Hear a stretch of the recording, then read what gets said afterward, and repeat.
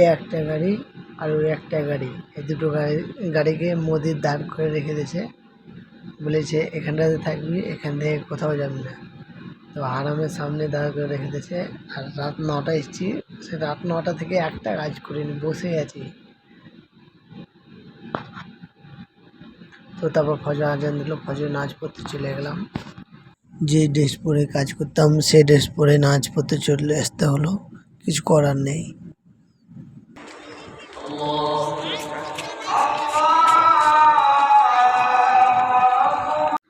ফজরের নামাজ হয়ে গেল, এবার কোরবানির নামাজ 6টার টাইমে হবে। على آله وصحبه وسلم تسليما كثيرا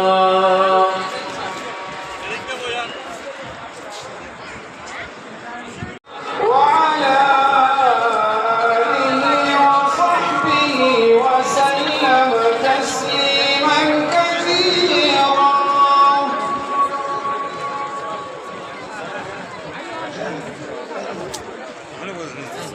الله والحمد لله كثيرا وسبحان الله بكرة وأصيلا। তো কোরবানির নামাজ শেষ হয়ে গেল, এবার আমরা চলে যাবো।